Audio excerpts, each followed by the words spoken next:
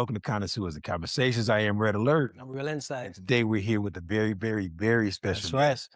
I'm just going to go ahead and name some of his accolades. He is an educator, author, former professional football player, but now he runs his own consulting company, Mr. Robert Jackson, CEO of Robert Jackson Consulting Company. They focus on leadership training. They focus on professional development. They focus on school culture and parent engagement, a whole slew of things. Yes, sir. Yes, sir. Welcome, Mr. Jackson. Thank you. Show. Thank you for having me. I'm honored. Yeah. The one Thanks thing for I having me. also want to Yes, ask sir. is a good member of Kappa Alpha Psi Fraternity You know. Incorporated. Yes, sir. Spring 90 EP, Western Kentucky, extra pretty chapter. All right. All right. Before we get into that, though, let's introduce this drink that we have for today. This is one that's near and dear to you, Mr. Yeah. Jackson. Yeah. It is. Tell It us is. about it. Well, you know, I'm a tequila connoisseur, if that's a word. That's right. So I like to try different tequilas. I think it's smooth. Yeah. And that's why I love Ocho. Yeah. It's one of the smoothest tequilas out there. Yeah. You know, it just goes down smooth and you don't need any ice. You don't need anything. Just pour it in the glass, sip it. This is really good, man. It's Really, Ocho man. Reposito. And I looked it up. They also have a Blanco and they have an Añejo as well. And so there's an extra Añejo as well. You know, the more older it gets, the more it gets into the Añejos and Extras as well. But this one right here is really nice, man. Yeah, it is. And the cool thing about it is aged in bourbon barrels as well. So That's right. 8 weeks is aged in that on top of the process with the agave fruit. The agave fruit makes agave plant makes the tequila to have that twang taste. Yeah, that's right. And there's no sugar. No sugar. It's agave. I'm impressed, my brother, that you picked this one because I'm pretty partial with my tequilas. I just don't drink any tequila. That's right. And this is better than a Don Julio. Yeah, it's better than all of them. I'm not trying to take shots, but this is real tequila right here. So that's tequila Ocho, y'all. I want to ask Ocho. You talked about a lot of different flavor profiles and aged in barrels and all that kind of thing. That would lend one to think that it's a very complex drink with a lot of different things going on with it. That's not the case at all. This is very smooth. You can taste the sweetness a little bit. You know, sometimes you get into a tequila and it just kind of hits you in that, you know, it's just kind of tough, right? Right. But this ain't even one that I would think that you would never want to mix this or put in a margarita. Is definitely good. Drinking it straight, good choice. But we also have some additives if we wanted to, right? Yeah, because some people don't like to drink it straight. Yeah. So, you know, get you a little mix. Right. Get you a little organic mix. Throws a little bit of something that in there and throw a little bit of I put a little Grand Marnier in mine. You know, my mom was a bartender when I was a kid, right? Yeah. So my mom passed away in December 24. God rest her soul. Miss my mama. Yeah. But she was a bartender, man, and she used to love margaritas. Yeah. And she used to call them, it was called Cadillac. Yes. So I'm thinking about the Cadillac. I drive a Cadillac Escalade, right? So moms love those Cadillac margaritas. So what is that? Yeah. She said, you got to put the Grand Marnier in there with a little bit of mix. Yeah. Man, I'm telling you, that's a nice combination too. Yeah, that Grand Marnier actually makes it the Cadillac. Come on, man. Yeah. That Grand Marnier too. Yeah. Yeah. You got to try that. So with that, my brother, let's jump into this. We talked a little bit about all your accolades and all that kind of good stuff, but you're a former NFL player. You played football in high school. Give us a little bit of your background, because I'm very interested on how your coming up has brought you to the place where you are, especially around education and stuff like that. Yeah. Well, first of all, I want to tell you, NFL stands for not for long. So I want to sit up here in front like I had this illustrious career because, see, God will make your mess your message. And sometimes you have to get off the stage because that's somebody else's dream. See, back when I was a kid, you know, in grade school, middle school, high school, you know, going to the NFL was my dream. Growing up in the hood, lost both my best friends growing up and seeing my boys go to prison, just growing up in poverty in a drug-infested neighborhood in the inner city of Indianapolis. You know, I didn't have a lot of options. So I knew I was a good student. I knew I was I wasn't a good athlete. I was a halfway decent athlete because I look around my neighborhood, I'm on the sideline. They picking the teams for basketball. Nobody picked me. So I said, I got to work on my skills to get better. Right. But got myself together in high school, ran track, played football, did really well, got a scholarship to Western Kentucky University. So I ran track and played football there and got a shot in the pros and got cut by the Vikings and the Raiders and Yeah. You know, went through a depression, man, when I got cut because that wasn't my dream to get cut. My dream was to make the team. Right. But now I know that my leadership was about transforming those wounds into wisdom Mm. and creating leaders that create leaders. Yeah. How do you transform those wounds into wisdom? And that's what I teach to Mhm. educators, to administrators, to corporate leaders, Yeah. any leaders in the health industry. We got to learn how to transform our wounds into wisdom Yeah. and start creating leaders that create more leaders. Amen. So we have to learn how to lead through pain. Ooh. And that's where Yeah. my NFL dream led me to the book Leading Through Pain, transforming your wounds into wisdom. Because many times hurt people hurt people. Oof. But guess what? Heal people heal people. Oh man. That's So we got to start flipping that thing instead of talking about what hurt people do. Let's talk about what healed people do. heal people. Because when you heal other people. Yeah. So I want to park there for a little bit because you mentioned the pain when you got cut from the Yes. NFL. And so even though you didn't have a long, illustrious career, as you just said, you're still a 1% to get into the NFL. So Yeah, people say that, but you want to make that team. well, still, but I got an NFL PA card, all that's beautiful. Okay. It'd been more beautiful. I had made that team and played for 10 years. But my plan was to retire and after 10 years and get me some sandals and a cooler and some sand and go out and look at the ocean. Yes. And then I snapped out of it and I was looking at kids. When I got cut, I started teaching and coaching. And I realized I needed those kids more than they needed me. Right. And so that's where exactly where I was going, that transition into education. So you saw the kids, and so you had compassion for that. Absolutely. That drove you to that. Well, at first, it was rough. You know, I come from a different era. Yeah. You know, I'm in my 50s. Yeah. You know, when we didn't have no cell phones. No. So when my mama said, be home when the street light came on, I was in front of the house. Right, on the porch. Now, these kids don't respect authority. They don't respect adults. Yeah. And that was difficult for me, but I learned that the weakest man on the planet is a man who can't control his emotions. Yeah. It wasn't about what they were doing. It was about my response to their trauma. Oh man. So I learned, they helped me learn because I have, well, they ain't kids no more. Some of them in their 40s and whatever. Right. Mr. Jackson, well, you saved my life. I said, no, you saved my life. Yeah. What do you mean? I said, just as much as I pour it into you, you pour it into me. Yeah. You gave me purpose. Yeah. You gave me hope. Yeah. I had just got cut from league. I was depressed. I went to a classroom teaching. I was depressed, dealing with anxiety. I was suicidal. And here I am trying to educate, activate, and motivate kids to be great. Yeah. So when I healed from those wounds, I was able to heal other people. And even while you missing pieces, you can give a kid a piece they're missing. Amen. So no, it's okay. Did the interaction with those kids, was that a time where it allowed you to reflect and see the gaps that you had or Absolutely. the flaws that you had and turn it around? Because some of the stuff they were saying was real. Because they were like, okay, Mr. Jackson, I had a young man, I'll never forget this. Young man came into my classroom and he wasn't supposed to be there. He's trying to holler at this little girl or whatever. I say, man, you need to leave the classroom. He said, I ain't going nowhere. And I raised my voice. I said, man, you need to get your out of the classroom. Right? And I started getting closer to him. He got up and he walked out. Then he walked back in the door.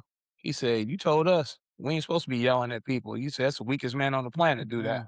And he walked out. I never forgot that. Yeah. It's crazy. He put it back on me. Like that too. He put it back on me, right? Yeah. And he was 100% right. And I said, young man, I said in front of him and there, I said, young man, you're right. I apologize to you. Yeah. Can you leave my class now? Yeah. That young man came back to me. Yeah. That was about 10 o'clock in the morning. He came back to me at 3 o'clock. When I was leaving my classroom, he was sitting outside the door. And he said, I just want to apologize to you for what I did. He said, because when you apologize to me, I should apologize to you. I said, yeah, you should have. You're going to wait till everybody go. How you want to do it privately? Exactly. Exactly. Yeah, so you were learned a lot. You also are teaching them what many people today don't want to do is have accountability for themselves. Oh, yeah. You're teaching them accountability. By you being an authoritative position to apologize to him publicly made him see in his spirit that, hey, man, I need to check myself. And that made him come talk to That you. made him come back. Yes, you changed his life, but again, he changed your life as well. He did. And I ran into him 20 years later. Yeah. He still talks about it. Yeah.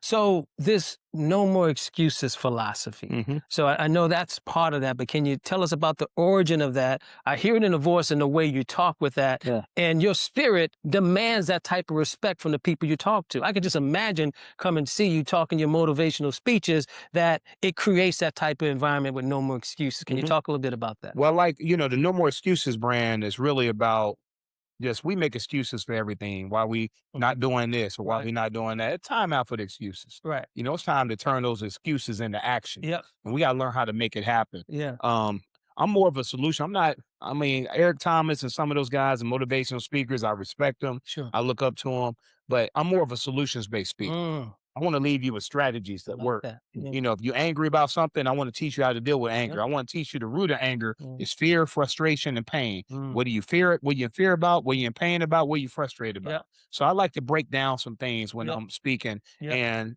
all the materials I have just wrote my 8th book, Leading Through Pain, Yep. Transforming Wounds into Wisdom. Mhm. All my whole brand is no excuses because for every problem, there's a solution. That's my motto. Right. So whatever excuse you're making, Yeah. there's an answer for it. Right. So you have a solution-based process that you go through. I like that because when I do listen to certain motivational speakers, they talk about this lifestyle and what you can have, but they never tell you how you can get there. Right. So it's frustrating when you're looking for answers. So you give Well, those. it's and Go I ahead. think it's just like being in church, Yeah. right? Yeah.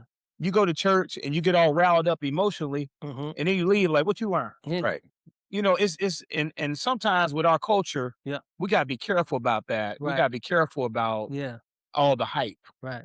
You know what I mean? I want to make sure if I go talk to a group of 1,000 young men, Right. I don't want to just hype them up. Right. I want to teach them when you get home and you see and your mom that been abused. Mm-hmm. This is what you need to do. Or if you Mhm. go home and you feel like killing yourself, I want you to understand that every problem you have has an expiration date. That's right. If you go home and you just in pain, Mm-hmm. there are 4 steps to deal with your pain. Number 1, you got to admit it. You got to Mhm. acknowledge it. That's right. Number 2, you write everything down you're in pain about. Mm. I wrote my first book, Black Man Stand Up, just writing down things I was in pain about. Mhm. Number 3, you speak to somebody you trust. Mm. And you can't trust everybody. That's right. Everybody in your circle, not in your corner. Sure. So you got to be careful who you give information to. Yeah. And last but not least, Mhm. is forgiveness. Mm. Who do you need to forgive? Oh my. Forgiveness is not for the other person. Right. For you. Forgiveness is for you. That's right. I had a father who I never met and I hated him. I didn't even know him. Mm. I didn't know who he was. I didn't know circumstance. And when I found out who he was, I really understood where he still no excuse for him leaving his family, Mhm. but I understood why. Mhm. He went and fought in the war, Mhm. in the Korean War. He come back to Bowling Green, Kentucky. Mhm. He goes into a bar Mhm. to get something to eat, get something to drink. These 3 white guys stand up, try to kick him out the bar. This in the 60s. Mhm. And he said, I ain't leaving here. He's fully in uniform. Yeah. He ended up getting an altercation. He Mhm. gets 4 years in prison. Huh. 4 years in prison. He spent 3 years in solitary confinement. Oh my God. Then he gets out of prison, moves to Indianapolis, meets my mom. Yeah. Here I am. Yeah. What does he have left to give me? Yeah. You know what I'm saying? I'm not making no excuses, but we got to learn how to dig a little deeper. Yeah. Yeah. We got to stop judging the book by its cover Yeah. and open it up and look at the pages. We got to stop judging, period. That's right. Unless you want to be judged. Yeah. And so that kind of leads me also, you talk about never lower your standards because of your circumstances. That's right. And you talk about that a little bit as well, because the crux is, I went through this, I don't have a daddy, and my mom on welfare, I don't have this, look what you got. So basically what you're saying, to lower my standards so I can meet these little bitty goals. That goes back to no excuses. No excuses. Excuses are tools to incompetence. Jesus build monument. You ever heard that? Nothing. Oh, yeah. Come on, man. And I'm gonna tell you something. No matter what you've gone through in life, Mhm. you still got to go out here and compete. Yeah. You still got to go out here and go to work. Yeah. Nobody cares. No. You got to learn how to cope with your pain. Comes in many different forms. Right. How you deal with that pain is on who? It's on you. It's on us. So I just realized that no matter what my circumstances are, I got to get out here and make it happen. So I don't need you feeling sorry for me, Right. because that's when you lower your expectations. Right. I need you to have high expectations for me, but more importantly, Yeah. I need you to expect me to do well, Yeah. because that rides me to another occasion. Yeah. Just in our fraternity, we got men from all different walks of life. That's right. but it's all about achievement in every field of human endeavor. Yeah. And we all come from different walks of life. Some of us knew our dad, some didn't. Some of us come from money, some of us came from nothing. That's right. But we still brothers. We still And brothers. And that's the same applies to along with that too. And everybody's not going to achieve at the same level. They're not. Everybody's not going to succeed at the same levels. And I think if you understand, if you can define what success means for you, it puts you on a better path towards not using those excuses, not trying to cop out and trying to find ways to lower yourself or slow yourself down or hinder yourself. But I don't think that we teach that. I don't think that we tell people what success means or what success means to them. I do. Oh, so talk about it. So how do you help somebody define what success means to them? Well, it's real simple. The short version is success comes in 4 different steps: exertion, skill, practice, perseverance. That's success. Yes. First of all, you got to have exertion. You got to exert some energy. How are you going to be successful? You ain't exerting no energy. You lazy. Right. You got to exert some energy. That's right. You got to have skill. Skill pay the bills. Everybody good at something. Yeah. Some people good at leading. Yeah. Some people good at following. What I'm good at is staying in my lane. That's right. I ain't trying to get in nobody else's lane. That's right. Right? Right. And that's why you got to know when to get off the stage. Mm-hmm. You can be the best sales rep you can be, but you are a horrible manager. That's right. That's not going to make you a good manager. Exertion, skill, practice. Mm-hmm. You got to put in the work. Right. Nobody wakes up. Michael Jordan didn't wake up Michael Jordan. No. He put in the work, man. Yes, he did. He got cut from his high school team and went to the gym. Right. LeBron and all those guys. And even in corporate, you got to put in the work. Got to put in the work. Last is perseverance. Yes. When you get knocked down, get your butt back up and dust off and try it again. Yeah. That's what success is: exertion, skill, practice, perseverance. And the ones who go through those steps and don't skip steps, those are the successful people. So we'll take the gloves off a little bit. All right. So you mentioned a couple of things that I think that can help some people. Sure. You mentioned at one point after you got cut everything you were dealing with, you said you were suicidal. I was, yeah, So absolutely. I wanted you to talk about that because the suicide rate today is higher than it's ever been. It is, especially amongst Black males. Black males specifically, but it's an option today. When we came up, it wasn't an option. You didn't do that. You know, talk about it. Your parents can whip you, tell you all kind of stuff. You knew that's off, man. Beat you. Well, beat you. I'm trying to be nice. They can do all that, but you never thought about taking your own life. But today, parents feel like they have to parent their children differently because they don't know the mental aspect of where their children are and what they might do to themselves or someone else. True. So it's different. So just kind of want to talk about that a little bit, getting through that as well. And do you address that today as well? I do, because you got to be transparent. I mean, the adversary was attacking my mind. I had worked my whole entire life to get up to this point, and everybody's riding my back. That's You know, right. my parents, my mom, my family, friends. Yep. And then when you fail, and it's just like, it was this overwhelming pain that came over me. But idle time is your worst enemy. So I sat in my apartment for like 3 weeks, didn't go outside. 3 weeks. Everybody called me. I went knocking on the door. I ain't let nobody in. I sat there for 3 weeks, because I was just hurting and upset. But that's why I said, when you're going through pain, you have to understand the steps of going through pain. God got me through it. I got on my knees and cried and started talking to God, man, and all that pain starts subsiding. And the next day, when I walked out of my apartment, the former superintendent of schools in Indianapolis Public Schools said, "We got an industrial technology position that we need to fill." I got my degree in IT. And God walked me right into that school. That ain't no coincidence. It wasn't no coincidence. God walked me right in that school, as broken as I was, missing pieces. He walked me in that school to give kids the pieces they're missing. There was a young man by the name of Kirk Hawkins who I coached in track. My daughter graduated from high school last year. He came to the graduation. Wow. Just by the impact. Not only did he come to the graduation, I think him and his friend gave my daughter $200. Come on, man. At her graduation. Here's one of the kids I poured into. Yeah. Coming back to pouring in my child. Yeah. See, God would take your mess and make it your message. And that's why you got to turn those wounds into wisdom. I kept getting up, kept trying, and I kept failing. I just fell to my knees and gave it all to him. Yeah. And when I did that, everything's changed for me. Yeah. So is it different with young men and young women? The responsibility that's on a man, not more, not better, but different. And what we're called to do and the responsibility that we have as men. Do talk about that because not usually, we protect our women, but our women are independent as well. But in the sense of being a man and who we are, we have certain responsibilities that no one else can understand but a man, sometime a brother, if you will. I think it's very different. Yeah. Ever since we were kids, we heard men don't cry, Don't cry. man up, don't show emotion, don't be a Yeah. punk. And when you hear that, ever since you was a kid, you try to act tough. Yeah. And that's why I try to be tough. I got to be tough. I can't show no weakness. That's not being a man. It's okay to cry. It is. It's okay to show emotion. Yeah. And when I'm working with men and young men, I got to I'm speaking at Morehouse College on Saturday, and we're doing man cave conversations. Probably gonna have 300 or 400 men in there.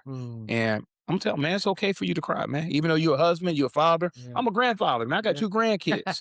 You know what I mean? Yeah. See, here I am, never met my father, growing up in poverty. Now God done blessed me to be a grandfather. Amen. What am I complaining about? Yeah. When them kids coming up saying paw and wrapping themselves around me. Yeah. We just went to see Moana yesterday. Took my grandkids and my kids, and we had a good time. And before I flew here to Nashville today, see, those are the type of things we got to start focusing on what we have. And I think too many times men have been bogged down with so much. We got to understand that, brother, it's okay for you to cry. Yeah. It's okay for you to show emotion. Yeah. It's okay for you to not be okay. Yeah.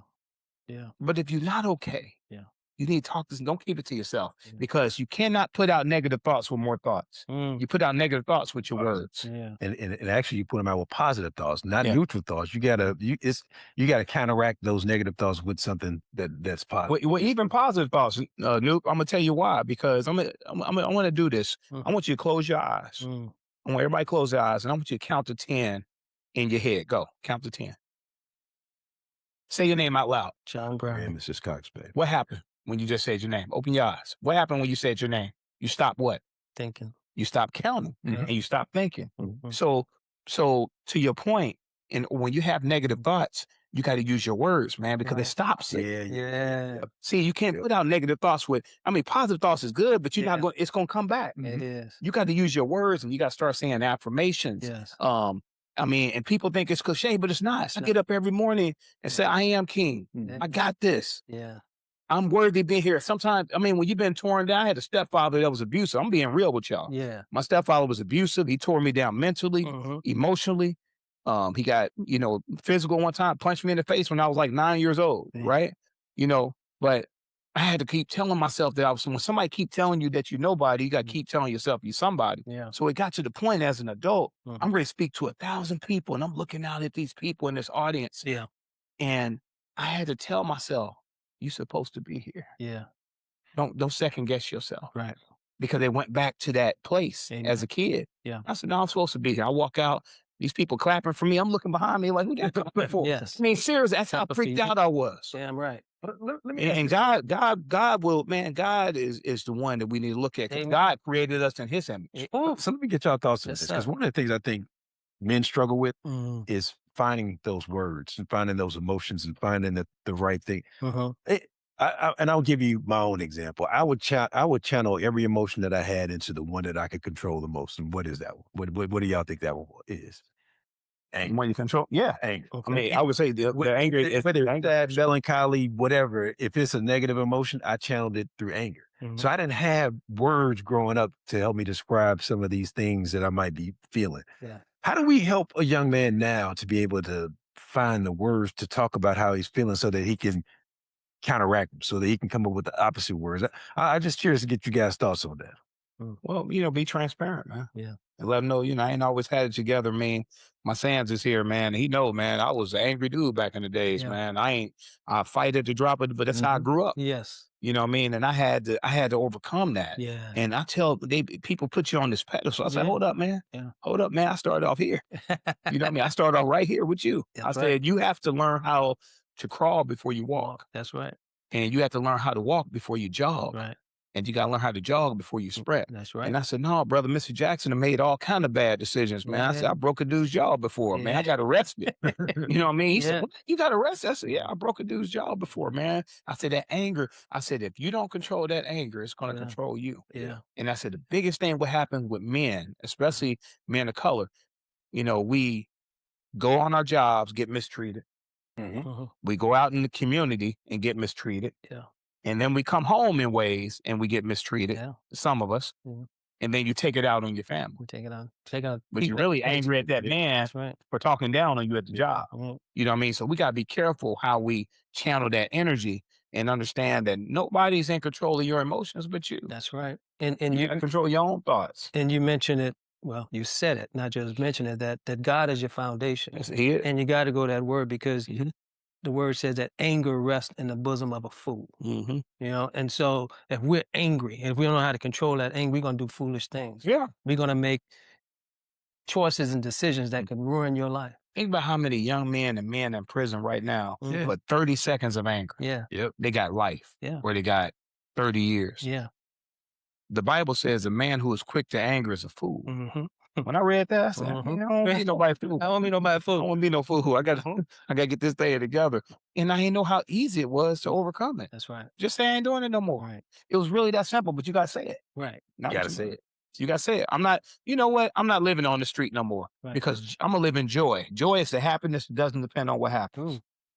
Ooh. Say that again. I said, joy is the happiness that does not depend on what happens. Amen. My mama died. I'm going to still call it joy because you know why? Yeah. God gave me 53 years with that lady. That's He had to do that. No, he didn't. Oh, that's 53 years, man. My mother was on dialysis. Mm. She had kidney failure. Mm. She had heart failure. Mm. She had COPD, chronic obsessive pulmonary disease, Yeah. and chronic, did I say it right? Chronic COPD, chronic obsessive pulmonary disease, That's right? right. So she had the worst kind of asthma. Mm.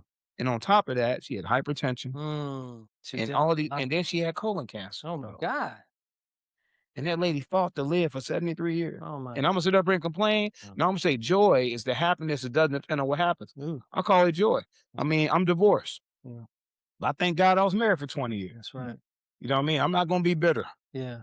Me and my Sam was talking about that on the way here. I said, I'm not gonna be bitter, man. I'm gonna Yeah. call it joy, man. I mean, Yeah. sometimes it happens. Right. So what you're saying is that words matter, Yeah. and words work within our spirit as well. Mhm. So we have to be intentional, is what you're saying. Yep. And so you just can't just, oh, I hope things go better. No, you got to be intentional. You have to go after to do it, You gotta but take you have to steps, man. speak it into existence. It's okay to go to therapy. Yes, it is. Oh, It's okay. oh, man. it's okay. Some people, you need to go talk to somebody, man. It's okay Especially to do black that. brothers. Especially brothers. Yeah. We acting like that's a black eye. Yeah. Because our families, for so many years, So we came they up. kept everything in house. You know, uncle molesting the Mhm. nieces and stuff, and nobody want to talk about it. No, I'm gonna talk about it. Yeah. No, and that's that's why I got me in trouble. My mouth. I said, no, my mouth ain't get me in trouble. I'm gonna speak things as if they were. Yeah. I don't care who you are. What's wrong is wrong. That's right. And we got to start talking to people about these problems because we've been getting abused since slavery, Amen. before slavery. That's right. And we've been getting and nobody wants to talk about, No. you know, how we went from slaves to convict leasing. Because people would skip over convict leasing. That's when the 13th Amendment came in and said, you know, everybody's free except for who? Yeah. Except for the ones Except for prisoners. So prisoners go back into slavery. That's right. And then you go through Jim Crow, and now we got mass incarceration. That's modern day. That's right. And I don't want to Slavery. We're not going to get into this, but what's so funny is how as soon as we go through the Emancipation Proclamation and folks are free, then they get in laws that said, oh, if you ain't got a job, then you need to go. Then you Go back to go jail. back to jail, right? So now we go. Fuck in the pond, they put you in jail. It's too many of y'all standing over here in one place. Y'all go into jail so they can get back in there and get that cotton. So pivoting back to education a little bit, how can parents and educators work better together to help that child? Stop assuming Yeah. and talk to each other. Yeah. And if you're going to work together, parents and educators, if you're going to work together Mm-hmm. for the betterment of that child, involve the child. Yeah. Mm. Ah. Every child don't need the same thing. Every kid needs something different. Yeah. You need to understand that child. Right. And if I'm going to work, and that's one thing that we did was we would call parents. I said, no, I need you to come in. And I would have the young man or the young lady in there. Mhm. And some of them be scared to talk. They're all parents? drawn up. No, the Oh, kids. the kid, okay. Because parents look at them like, excuse me, you better not tell my business, you know. Right. Right. And I said, that child is going to continue to close up Mm-hmm. until you get out of your pride and walk in your humility. That's right. I said, ain't no such thing as a perfect parent. Right. I said, I'm a parent and I ain't no perfect one by no means. You don't believe me? Call my kids. They'll Yeah. tell you Yeah. straight up. Yeah. There's no such thing as a perfect parent. Right. And if you waiting to be perfect, you're going to be waiting forever. It won't happen. And I said, in order for us to help this child, we got to bring this child to the table. Yeah. How can we help this child? How come we got to talk and work together? But if you're making decisions about the life of this kid and that kid's not involved, that's a problem. So you mentioned you were married for 20 years and divorced. You have 3 kids, 3 kids right now, 2 grands. and 2 grandkids. And so with the work that you do helping other kids, how do you ensure that your own kids don't get left behind That's a in good the question. busyness of your life doing good? Because the enemy could get in the good we do, and the people closest to us don't get the love and affection that they need. That is a great question. I overparent to the point my kids said, "Dad, bring it down a notch," because I want to let them know I over communicate. I call them, I blow them up, Yeah. and I don't just call them. I get on video. Yeah. You know, "Dad, you just called me 5 minutes ago. I just want to make sure you're good." Yeah. And I would talk to them Mhm. and not just call them, but I would text them, Mhm. "Hey, I'm thinking about you," Mhm. or I call my daughter, "Give me your affirmations for the day. Mhm. I am pretty. I am worthy. Yeah. I am this." I said, "So you don't need some other man to tell you that because you No. already know for yourself. Mhm. So God created you in His own image." So Mhm. what I do is I spend that time. Like yesterday, I had a lot to do yesterday. Mhm. I was great to take my daughter to dinner. She said, "No, we don't want to go to dinner. We want to go to the movie, see Moana." Yeah. And I said, "Let's go." Yeah. So me, my 2 daughters, Uh-huh. my ex-wife, the grandkids, we all went. Come on. Everybody, everybody went.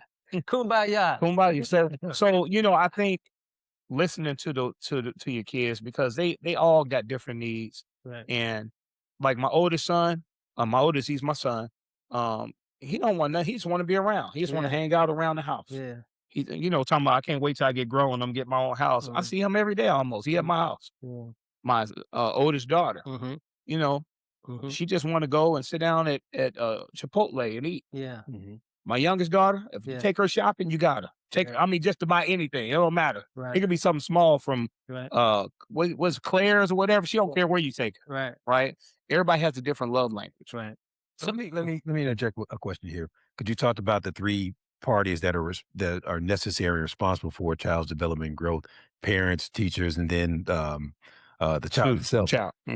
Over your course of educating and your experience, which one of those is probably the one that needs the most support, education, just needs to really be focused on? It's almost like which one is the weakest link in that particular three-link chain? That's a fair question, but I would say all three. You Mhm. cannot put You can't put it on one group or another. And that's what happens. It's too much finger pointing, and that energy needs to be put into practice of finding solutions. Stop pointing fingers, man. Everybody got problems. Everybody got issues. That's what my grandma said. Everybody got issues. That's right. Whatever that means. Yeah. It's issues. Yeah. That's the issues. What Yeah. she said, you heard what I said. Yeah. But everybody got them. So we got parents, they got issues, they need Mhm. training. We got educators who are crazy, some of them. But you gotta be a little touched to be teaching somebody. Yeah. Educators, I admire them, I appreciate them because it takes a lot to be taking care of somebody else's child. Yeah. But somebody's a little touch, Yeah.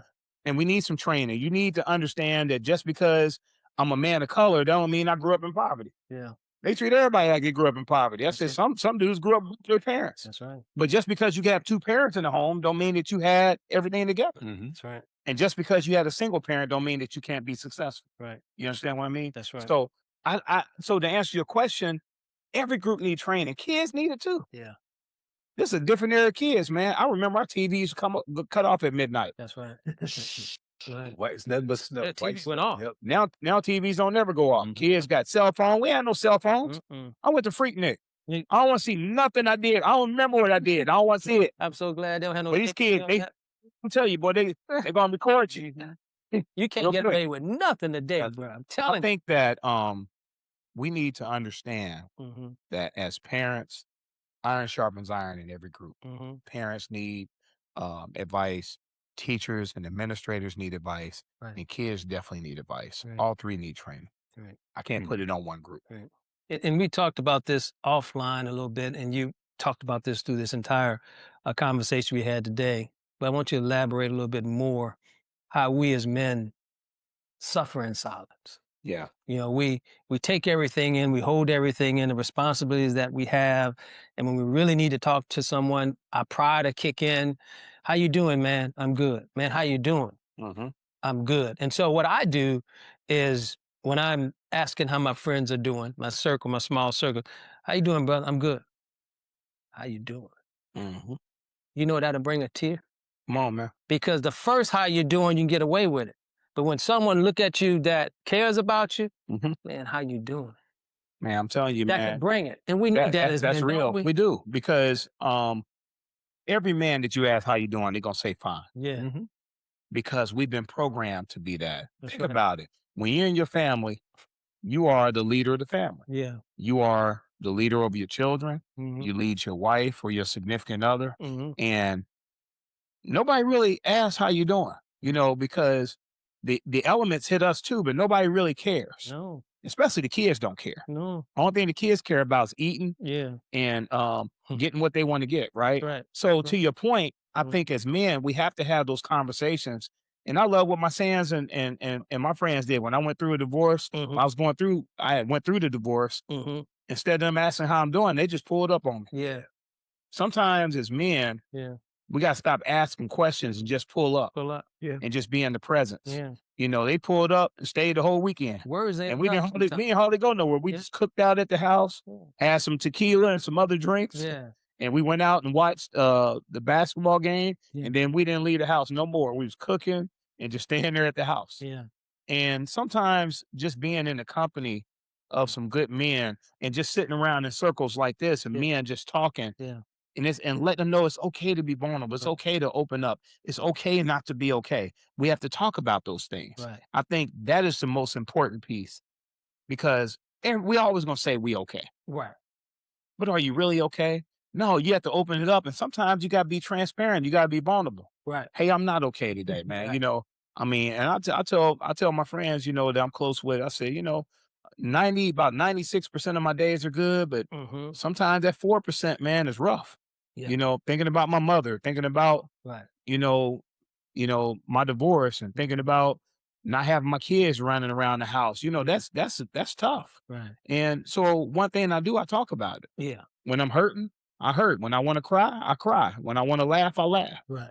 So it's okay to just deal with those different emotions and not pretend like it's not happening. Right. So I got an exercise I want to do real quick. Sure. And in 10 seconds or less, I'm gonna say 4 or 5 different words. And I want you to tell me your thought process behind that. Okay, what you think of it basically. Life, What you make it what you make it. Okay. Death, inevitable. friendship, Be careful. masculinity, Overrated. Mm. But it's overrated, but it's okay to be masculine. I think, and I hate to elaborate on that, but no, no, that's love. in today's I'm about to disagree with you, Nuke. What you mean okay to be masculine? I said it's more. Oh, you mean it's good to be masculine? Okay, how about I said, I'm talking. I said no. I said it's okay to be masculine. Hold on. It's just okay. Yeah, it's just no. I say it's okay to be masculine. I say it's overrated. I'm talking about toxic masculinity is overrated. Yes. But we have to. That's what I meant. Toxic masculinity. Yes. But that's when men don't cry, man up, don't show emotion. Right. That's not okay. No. It's okay to be a man, and I'm tired of us trying to teach something different. Okay. It's okay to be masculine. Because I am masculine. I'm not going to hide that. Amen. So I got a few more. Love, Um, it's deep, okay. Money, necessary, but don't abuse it. success. It's what you make it. Okay. So all that's good, man. And what type of legacy would you like to leave behind? What people you want to, if the good Lord called us tomorrow, say, this is it, 55, and we done. We going up a yonder to the upper room. Yeah. We next. Mhm. What do you want the world to remember? That I gave my time. Yeah. I gave my money, my time, and my efforts Mm-hmm. to make this a better place. Yeah. I didn't sit on my hands. Mm-hmm. I got up on Saturdays. Mm-hmm. I stayed up late in the night. Yeah. I made sure kids had what they needed for college. Yeah. And I'm not just talking about my kids. Yeah. Through our foundation, we've given away over you know, a couple 100,000 in scholarships, you know, to Really? kids. I think what I want my legacy to be with my children is that Mm-hmm. daddy left us something. Mm-hmm. You know, I may not know my father or my grandfather, but they know me. Mm-hmm. My daddy was a writer. He was a speaker. He went out and tried to change the world, and I was Mm-hmm. there to witness it. Mm-hmm. That's what I want my legacy to be. Mm-hmm. I want my legacy. It's not about money. Mm-hmm. It's not about power and position. It's about what did you do to make this a better place Amen. than it was when you got here. Amen. That's so awesome. And um, if I may, I want to say something about you, and I know you want to do the same as well, Ram. Um, you're a real brother, man. You're the real deal, and Lord has blessed me with discernment. And I don't keep fake people around me, Yeah. you know. And I just want to say that you are an inspiration, not just to young people, but you're inspiration to people like me. Mm-hmm. That's your peer, Mm. to give me hope that, you know what, it ain't too late. Mm-mm. You know, I'm not too old. You know, I still have something to give. I still have something in me. Mm-hmm. You know, if people say, John, you're 99% of you ain't no good. I got 1% good. I can do. I can right. give. Definitely. And you have motivated me to want to do that more for the next generation. That's right. In addition to my 3 boys who I love dearly, but all young people for the Right. next generation. That's what legacy is. That's It's what bigger than our family. It's bigger than us. It's how you touch the world. How you touch the world. I went over Dominican Republic. Thank you. First of all, thank you for that. Yes, yes. God bless you for Yes, that, sir. man, because that means a lot to Yes, me. yes. I went over to Dominican Republic and DR, and Ken was there too. And Yo, Ken. I was speaking. We call him Hootie Mac, but Yeah, Hootie. Yeah. but I was speaking over there, Mm-hmm. and I had an interpreter. Mm-hmm. So I'm over there speaking, Mm-hmm. and then I let him speak and translate what I'm saying. Mm-hmm. Those kids were just as hype as kids are over here. Yeah. Same wants, same needs, and we're over in a whole nother country. Yeah. And I realize that kids are the same everywhere. Kids just want to be inspired. Yeah. They want hope. You know, it's Right. probably about 100 kids in there. Yeah. I made sure all of them had an American dollar. Yeah. Oh, didn't you really? Every kid. Wow. I came in there with a bunch of ones. Yeah. I gave all the kids $1, gave the teachers and administrators $20 each. Just off the GP. Just God told me to do it. So I did it. Right. Right. Them kids were so hyped, man, but it helped me realize words are powerful. Yes.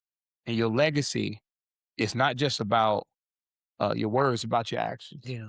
And we need to be teaching our kids the same thing. Amen. And I know we're winding down here, but I want you to talk about something else that's important as well, because you listen to, and I love all sorts of music, and Red Alert now, you know, we talk about music a lot, and we do have a couple questions about you with that as well.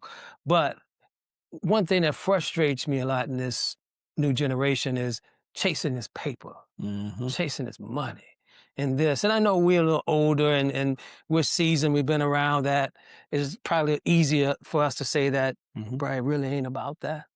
But it's not about that, you know? And so my thing is, don't chase the money, chase your dreams, and the money will follow. Follow.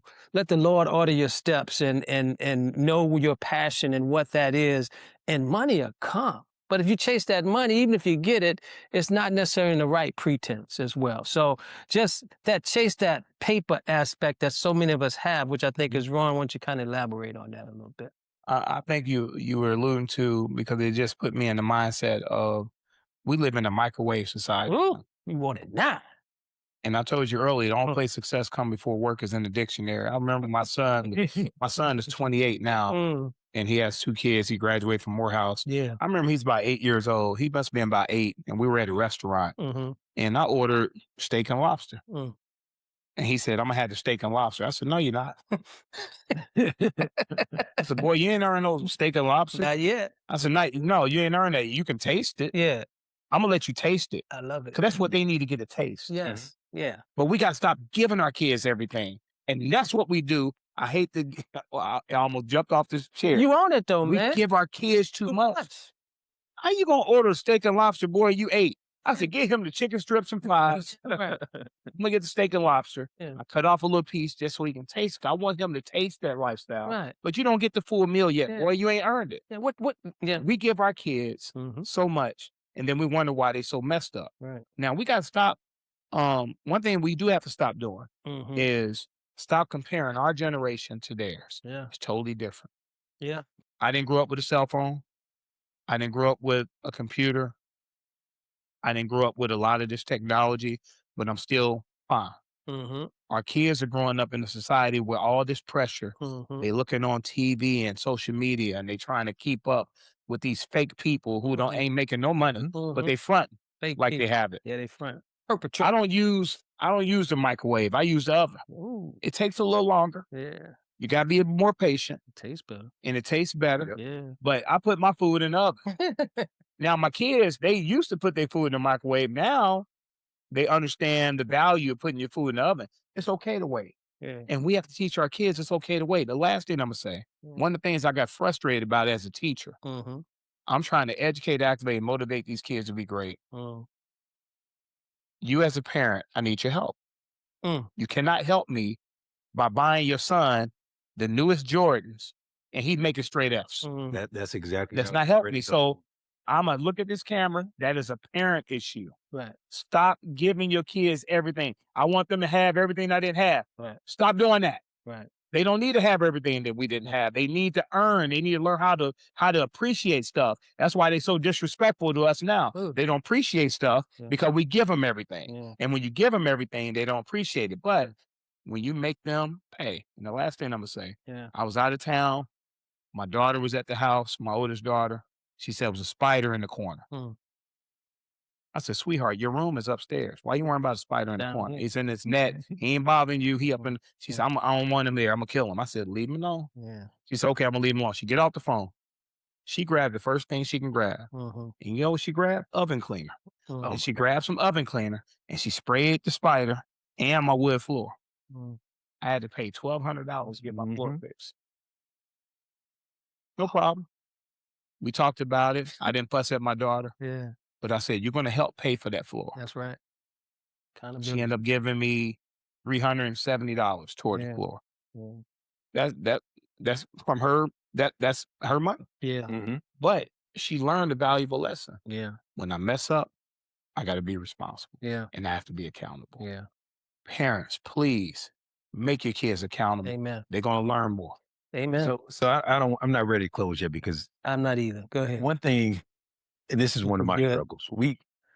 Our kids, because just having the conversation, I think our kids grow up in an environment where they have good parenting. Yeah. They're getting taught accountability, responsibilities, and all that sort of thing. Yeah. So, but I'm talking about just between us three right here. Oh yeah. Okay.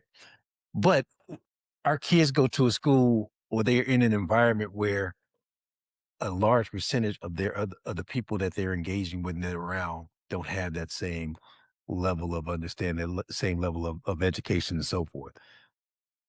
That's a struggle. Because sometimes I feel like I'm sending my kids out to be, among the wolves with a bunch of folks who ain't got good sense. But they need. And they're the only ones who do. Right. How do we counteract that? How do we deal with that particular conundrum? You know what I'm saying? How do you deal with that with your Let them see it. They need to see the elements. They need to experience the elements. That don't mean it's going down in here. Mm-hmm. Well, I want you to see what's out here in the world, because if you don't see what's out here, That's right. you're not going to know how to handle or respond or anything else. Mm-hmm. I want them to see it. Mm-hmm. I want them to experience it. Right. I want them to know that there's people out here struggling. I took my kids. I don't want to give out dinners. I said, well, you're going to do it. That's right. Right. When I was a kid, when we were kids, we didn't have a choice on what we ate for dinner. That's right. I don't know about y'all, but I did. I'd eat what they Whatever my mom put on that table is what I ate. It wasn't no what y'all want for dinner. No, my mom, she cooked what she could afford. And I think we have to get back to the basics. Right. And that's what we're missing, bro. Mm-hmm. And it's okay to do that. And we got to stop being scared to be parents. Right. You know what I mean? But when you're doing these things, when kids are getting everything, they ain't never going to learn. So my name is, stage name is Real Insight. So I kind of tell it like it is. My man, he checks me, keep me in check. You know what I'm saying? When I get off kilter. But one of the things that hurts young boys in specifically is overprotective parents. Mm. And especially when a dad is not in the home. Mhm. And when a mother is there with a son that doesn't have that masculinity, that testosterone in her Sure. to say, no, you can't, because women are nurturing, they're caring. And they believe that the more I care for you, the more I give you, the more I'm loving you. Mhm. But to a young boy, it's doing the exact Mhm. opposite. Mhm. You know, they said good times create, undisciplined children. Mhm. Hard times create disciplined children. And that's what you're basically saying. When you say, son, no, you can't have that. A mother or another father may look at that as mean, Mhm. but you're training them to say, hey, you can have a taste of this, but it costs to have this type of thing. You have to Mhm. put some blood, sweat, and tears into this to get here, Mhm. and then you appreciate it that much more. But if I give you everything, there's no appreciation to anything. Nothing. And then not just to the meal, that filters over to every aspect of your life, It does. into people, Mhm. and you can end up in the penitentiary Easily. because Think you, about the guy from Julio Fulio. yeah, This boy done went to Asia. there you go. He done went to Singapore. He done been to Mhm. all these countries. Mhm. He done been exposed to all these things, but he still wanted to be a gangster. Mhm. Now he's 18, and you see in court he crying, Crying. but the other boys sitting up there laughing because they half crazy. Yeah. They knew they going to jail, and they laughing at him for crying Mhm. because he don't know what he walking into. Because when I heard that man talk about Yep. sweat labor, Yeah. that's slavery, bro. That's slavery. He basically saying we cycling these older men out, and we need some younger blood in Yeah. here. So to your point, Yeah. the problem is that these mothers who are Mhm. raising these young men by themselves, Mhm. moms, you're doing a phenomenal job, Phenomenal job. but you have to expose him to men, Amen. Ooh. mentors, Kappa League, Yeah. 100 Black Men, Yeah. sports, AAU. Yeah.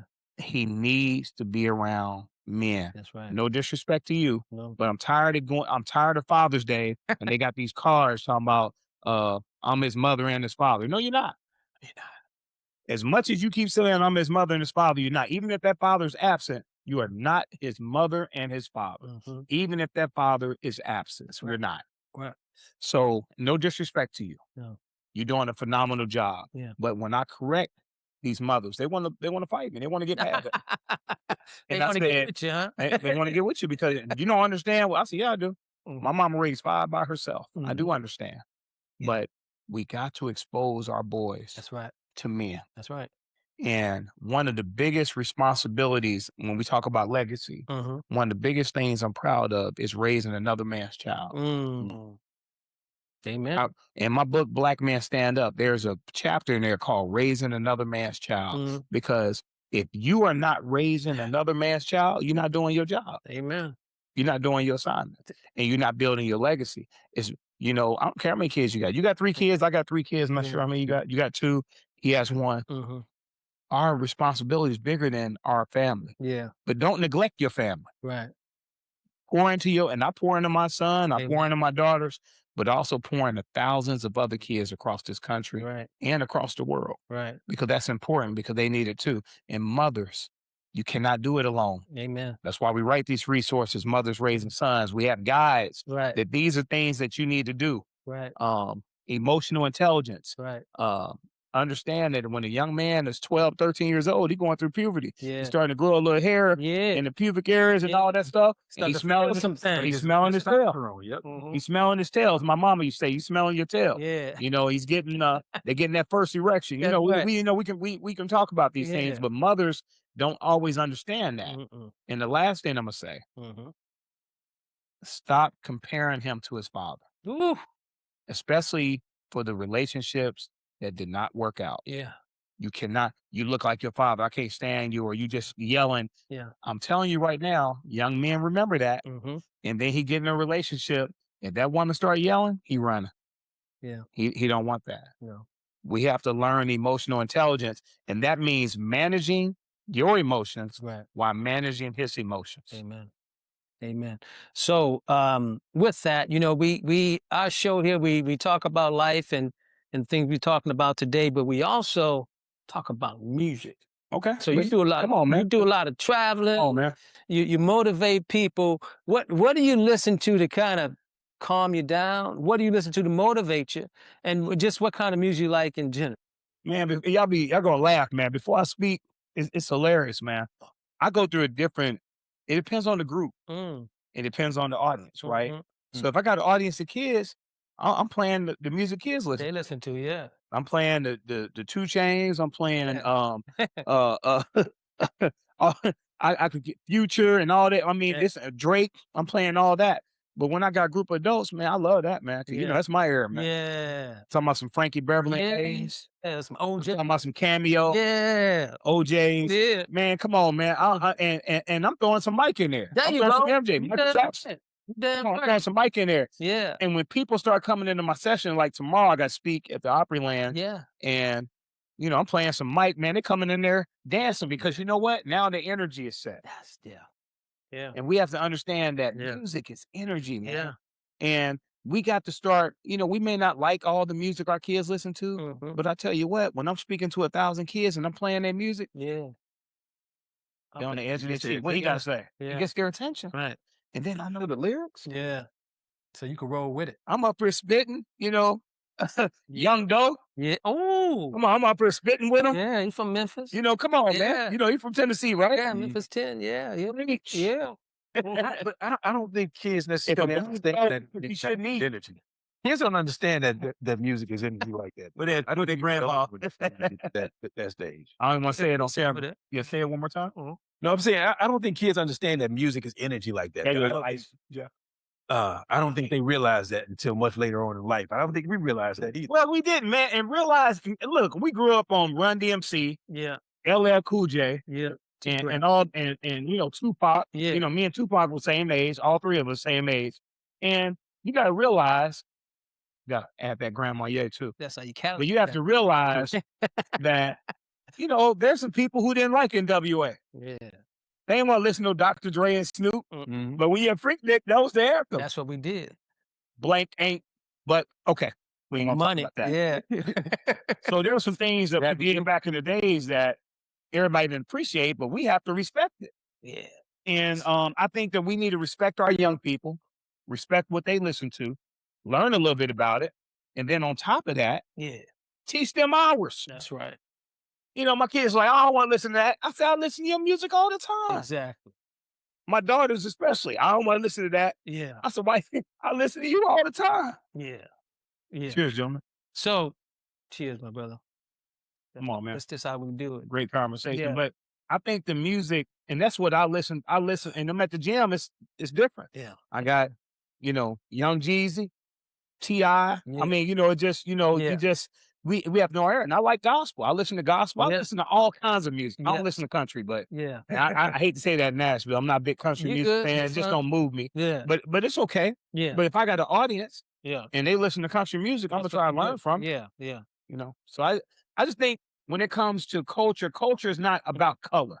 Yeah. It's about, because I was on the plane to another country one time, Mhm. and this white dude next to me, he knew more rap songs than I did. Yeah, that's something. And he white. Yeah. Then I get off the plane, somebody gonna say, rapper. I said, no, he's a rapper. He know all the songs. Yeah. So I just think it's important. Music moves us, but music brings us together. Right. It does. Essence Festival and all these Yeah. different events. Yeah. Man, come on, man. Yeah. Grown folk stuff. Yeah. But I don't go to them young people concerts, but I went to Fresh Fest back in the day. Yeah. Back in the day. Houdini, You damn Run right. DMC. Houdini. Come on, man. Yeah. 5 minutes of fun. I think you're going to say 5 minutes of fun. The jump. Yeah. The street talk. It's real pretty. The city. And now we get down to the nitty gritty. Come on, man. To the top to the bottom. Come on. Let's walk with it. So, rock the bells, man. Stop playing with me. So, mind, body, and soul. You travel. How many days a year you travel? Oh, man. 65 days. Yeah. Is it over 100 days a year? Oh, yeah, it's over 100 for Yeah. sure. So Yeah. probably close to 200 days a year you travel. Mm-hmm. You got all this other stuff going on, but we talked about having energy. So to have energy, you got to keep physically fit as well. So you're Yeah. obviously physically fit. the importance of keeping your body in shape, the importance of working out, because without that, you wouldn't have the mental energy. That's right. Or the confidence, Right. because it gives you confidence as well. You got to get built for You this, man. make time Yeah, to take care of your I body. do. I'm working out tonight. Yeah. I mean, we're going to go to dinner. Mm-hmm. I'm gonna work on my presentation. I'm gonna hit the gym. Mm-hmm. You know, 6 things I do every day, gentlemen. Mm. 6 things. Mm-hmm. Exercise, Mm. eat right, Mm. meditate, pray, rest, laugh. Every day. Laugh. Every day. Yeah. I don't care how your day is going, spend some time laughing. You know, Do that more. Yeah. you're gonna lose loved ones, Mm-hmm. you're gonna lose family members, Right. you may lose your marriage, sometimes you feel like you're gonna lose your mind. Laugh at it. Yeah. You get a big bill in the mail, laugh at it. Laugh Man, at they crazy. Think I'm gonna pay this? I got my water bill in the mail the other day, man. And 1 month, 1 month, Water bill. I must got a leak or something. 'Cause I'm there by myself. Yeah. 1 month, he said $971. Oh man, water? I started laughing. I said, man, they crazy. Earthquake water's supposed to be free. But my point is Yeah. that your mental health is just as important as your physical health. Mm-hmm. Many times we working in the gym on our physical health, but we don't work on our mental health. But you need both. Need both. And men, I'm gonna say this to my men: stop skipping leg day at the gym, bro. I'm tired of you walking around with big old upper body and little bitty legs. Stop doing it, man. Them burger legs. You benching. That's right. So, man, you benching again today. Mm-hmm. Work on your legs. Work on your calves. That's right. Work on your life. Yeah. That's right. Please. Right. Little bitty legs and big old upper body. Stop doing that, man. It's not cool. Right. But it's important. It's important. So I'm halfway through with this book, right? This amazing book, Becoming the Educator They Need. Yep, mindset strategies and beliefs for educated Black and brown boys. Right. And this was your latest book, Yep, right? Leading Through Pain. Leading through pain. Transforming wounds into wisdom. Transforming wounds into wisdom. We got 6 other books here as well. We're going to put on the podcast and put out there so Actually, the people can see. And let me read them because Please do. I'm gonna make sure we bring them up. But we have Becoming the Educator They Need, the workbook for girls, educating Black and Latino males, put a stop to bullying, Black men stand up, the workbook for boys, mothers raising sons, and leading through pain. And then again, the last one, that's the last one, leading through pain. That's right. This book right here, I'm working on the 2nd edition right now to be out by February next year. Okay. All right. And that's a really good book. It's bestseller. Gave me a lot of stuff to think about. And don't answer that, but you find the time to do all this shit. I know, bro. That's another conversation. You know, a lot of times I write in the middle of the night. You know, I used to write when my kids were asleep because it's important to me that work-life balance. Yeah. And my now ex-wife, you know, we talk about it, and I said I got to travel. I told her yesterday after the movies. I said I have to travel for work. Right. So I'm gonna be in and out of town, but when I'm there, I'm grabbing the kids. Right. And I'm gonna spend time with them, and I'm gonna go back and get on the plane. I'm coming back and I'm grabbing the kids. Right. And that's what you have to do. You have to find a balance. Yeah. And because I know the world needs me, but my kids need me more. They need you more. And even though I'm here, I'm getting my kids. I need to see their faces too. That's right. And so I know you're so interested, man. Stuff just keep coming up, and this is what I try to tell my boys, and I want you to elaborate this to the young boys out there.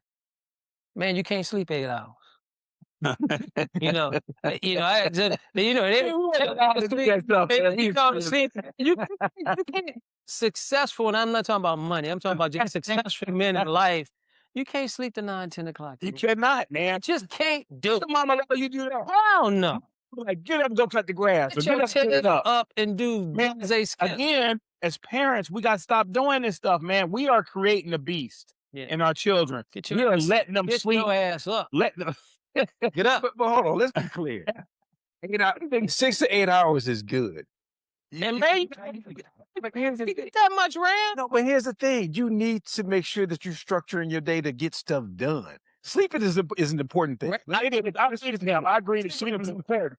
But sometimes you can't get it. If you go to bed at 3 a.m, you still got to get your butt up. Yeah. You ain't listening at my house till 12. If you went to bed at 3 a.m, that means you didn't structure your day correctly, in my opinion. Well, you know, to their defense, and I regulate this with my kids. When we at the dinner table, no technology. And my youngest daughter, I have to take away her technology at night. Right. Because I came in the room a couple times at 2 a.m. She on TikTok. Yeah. She 11. Yeah.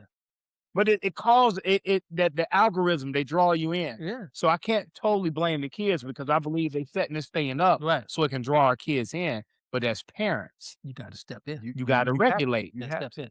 I go in there and I take away the iPad and the laptop and the phone, and that's on me. And she pouts and may even cry. Yeah, love you later. Put yourself to sleep like we did when we got a whooping back in the day. But a simple exercise, I encourage anybody to do. Take your phone, pull up the I forgot what the particular screen is, but you can see how much time you spend on your phone, what apps you spend the time on, and how many times you pick up your phone. Right. If you're on your phone more than 8 hours a day, that's a problem. It is. That's a problem. Well, it depends on if you're making money, that's different. That is It's different. But you can. Like if you're just surfing the internet and looking at everybody else's mess, dollars and donuts. Most people spend their time on Facebook, TikTok, Instagram, or YouTube, whatever else, and they're being fed information as opposed to using it to seek information for you. Sure. But I tell you this, I'm 10 toes down on this. I don't believe young boys and men can sleep past 7 a.m. This is just me. This is just me. I can go do that. Hey, you got. Hey, 9. I give them 9. That's too late. That's too late. That's too late. Is that too late? That's too late. That's too late. What about 8? May compromise at 8, but I'm 7. Oh man, 7. Hey, We typically up at like 6. Two now. You put in your due. I'm an entrepreneur, but if I'm gonna lay in bed. That's what my mama used to do. My mama lay in bed, get y'all butt. If you ain't paying no bills, if you ain't got no real responsibility other than help, you got. I had to train, because if you don't train your kids this is serious. Yeah, if you don't train them to get up, they won't. And it's like a weed that grows. They'll start getting up later and later and later. That's one thing later and later. Like I put my kids in programs, like they go to camp. It's different. And my daughter has to get up. She's in cheerleading camp and she was in regular camp. That makes you get up because we can't just tell them to give up. We got to get up. We got to give them something to do. Get up and do something. Yeah. But what's on your journal? My other daughter's an entrepreneur. So I ain't got to get her up. Right. She works late at night and early in the morning. I go in her room. She working on her stuff. But where I see it is in corporate, and I see these young people coming in and they're late for meetings. And don't act like they don't care. They don't care, or they don't think it's a big deal. I was only 2 minutes late, or I'm only 2 minutes late on the Zoom or Teams or whatever, or they're not here when they're supposed to be, or that. But that's predicated on a lifestyle of get up whenever you want to get up. It is. And that's why I'm saying, get your ass up. Man, get your ass up at 7 a.m. and do something. If you do something, go back and, lay down for a little bit. But get up. And don't get up and grab your phone. Don't grab your phone. Please. I got preferences. Do not get up and grab your phone. Get up. Good shit. But go ahead. Yes, man. I tell you, it's good. Get up, meditate, pray. Yes. Spend some time with God. Center yourself. Yes. Before you get up. Yeah. Before you grab that phone, start looking at everybody's lives. Center yourself. That's right. And before you start don't turn on the TV. No. Don't grab your phone. Don't grab your phone. Lay there in that bed and meditate. First of all, thank God that you woke up. Ooh. Yes. Thank God that you woke up. Yeah. Do not wake up complaining. Preach, man. Do not wake up complaining. No, don't complain. You may wake up with a headache, and as you get older, you're gonna wake up with a toe ache. Sometimes your knees hurt, you blink at your finger. I'm like, what are your finger? Yeah. None of that. Wake up and thank God that you're here. Dog, I got a speech for you. Men, you can't cry. No, men, you can cry, but you can't complain. That's right. I love that. But you can't complain. You can cry, but you can't complain. But here's the last thing. My mom used to have this. Love that. Get up. You can get up, do the meditation, say your prayers and all that kind of stuff. But she always had this thing where she wanted us to accomplish something that as simple as making your bed up. When you get up, man, good point. Get up, make your bed up. Now you got something that you can say that you've done. That puts you in this mindset of getting something done throughout the rest of the day. But real simple stuff. But when you get up in the morning, say if you get up at 6, you know how much you can get done when it ain't even hot outside and stuff. You be done, but what the old commercial was, the Army said you do more for 9 a.m. for the rest of the day. Everybody, when I said 9, I want to preference that. Because y'all been beating me up. I'm going to let y'all beat me up for a minute. When I said 9, I'm saying some days I allow my kids to get up at 9 o'clock because especially if they've stayed up all night working on something or they did good the day before. I said 9 o'clock. I need you at the table for breakfast. Yeah. Everybody deserves, but I agree with everybody and what you're saying because our kids have to learn responsibility. That's right. At a young age. At a young age. Because I go by 5 P's that I live by. Proper preparation prevents poor performance. 5 P's. Proper preparation prevents poor performance. And in order for us to get our kids ready for the world, we have to allow them and train them to do what they need to. Because we're not training them to get up. They're going to lay in bed all day. Damn right. I'm not going to pay their bills. Damn right. They better get it right. And if you let them lay in bed all day, they're going to be grown people in your house. Right. Laying in the same bed as your house. Yeah. So with that. Thoroughly enjoyed the conversation. Yes, sir. Thoroughly appreciate you. Thank you for having me. Having some time. Some time. Bless you, man. Yeah. Yes, sir. Connoisseurs and Conversations. We've given y'all a list of resources and good information that this brother has put at your disposal and our disposal that he's worked on tirelessly over his career. I hope you take advantage of those things. But until the next episode of Connoisseurs and Conversations, we are out of here. We out. Thanks for having me. Take care, everybody. Yes, Peace sir. and blessings.